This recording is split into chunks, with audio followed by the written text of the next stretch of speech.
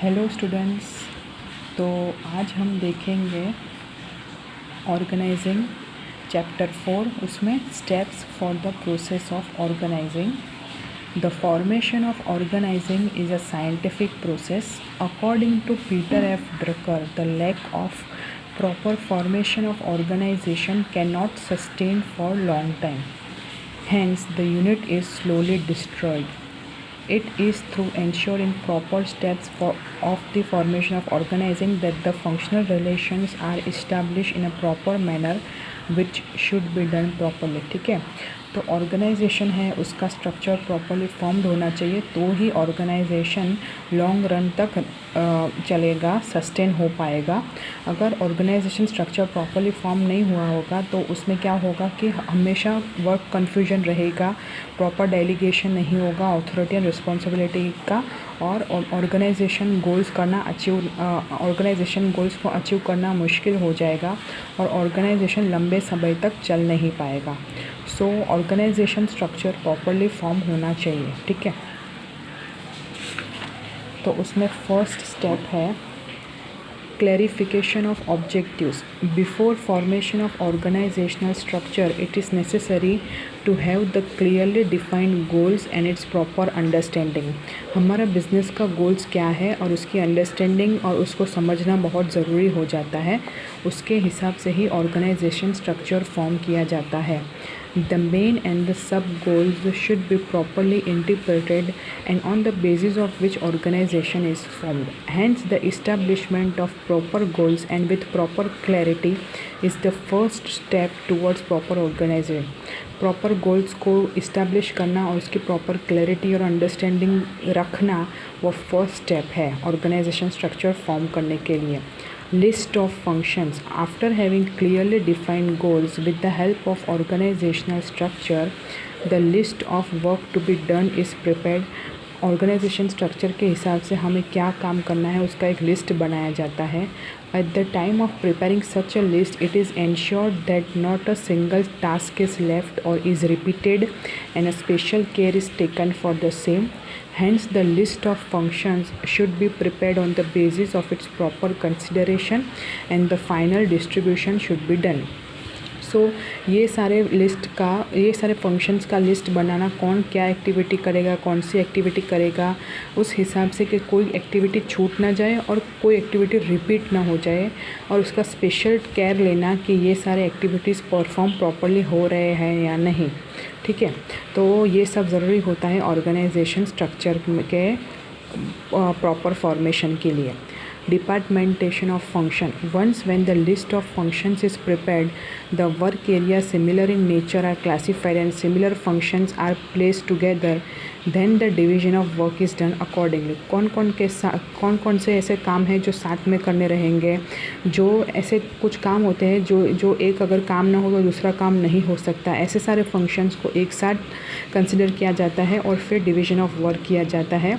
Work is divided as per purchase area, sales area, accounts area, etc. and then work division and specialization is planned. Areas wise work का division होता है. The division is planned according to nature of unit, geographical area, work area, etc. For example, the division of business unit selling products in entire countries, zone wise division of selling as per south, east, west, north zone. In the same way, work based distribution as per advertising task, packing task, distribution task and etc. in sales department is also considered at the time of division of work. Work को zone wise distribute करना, work को task के हिसाब से distribute करना, ये सब होता है डिपार्टमेंटेशन ऑफ फंक्शन में। To determine departmental position and abilities.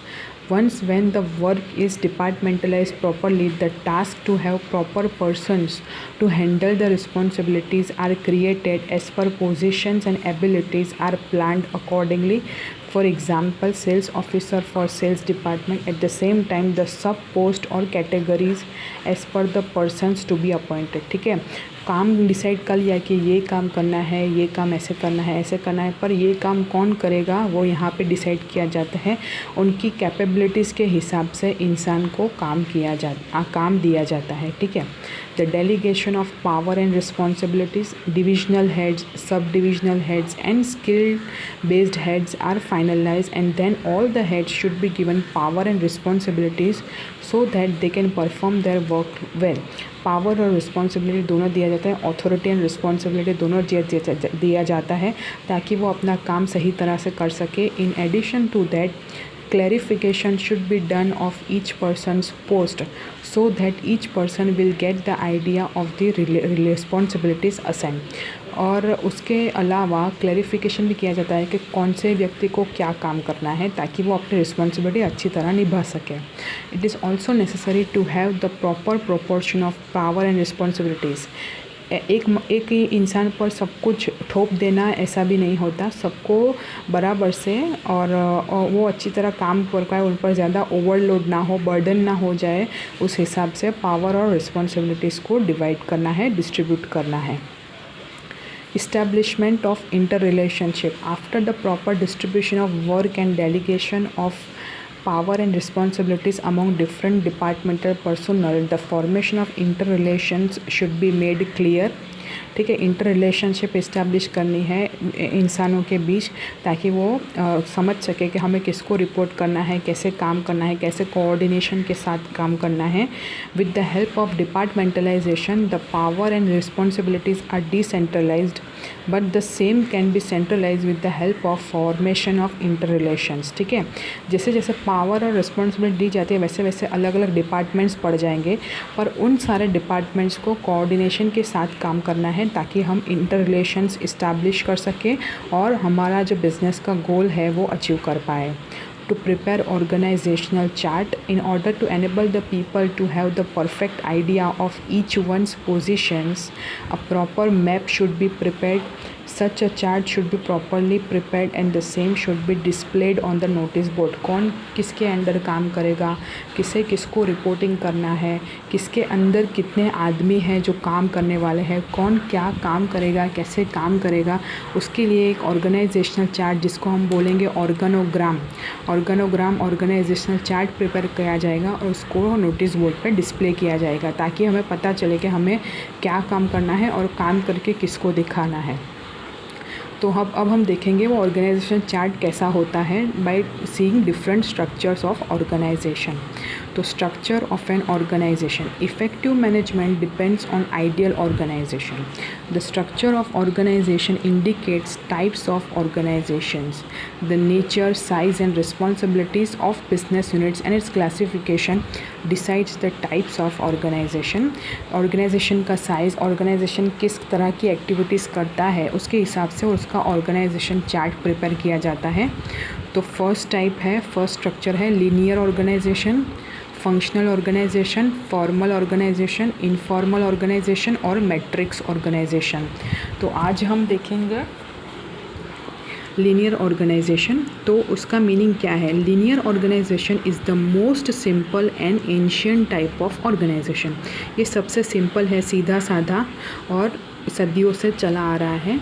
Since many years it has been used in army and so it is also known as army organization. देखो अभी ये याद रखना बहुत ज़रूरी है, इसको आर्मी ऑर्गेनाइजेशन भी बोलते हैं. In this kind of organization the centralization of power is done in top level. Top level पे सब कुछ थोप दिया जाता है, सारे अथॉरिटीज़ रिस्पॉन्सिबिलिटीज़ दिए जाते हैं.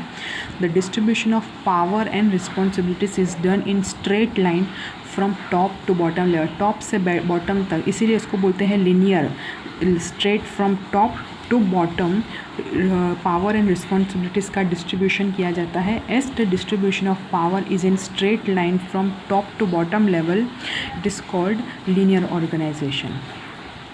इन this each employee is answerable to his or her superior authority. हर एक एम्प्लॉई अपने ऊपर जो काम करता है, अपने ऊपर जो व्यक्ति काम करता है वो उसको आंसरेबल होता है.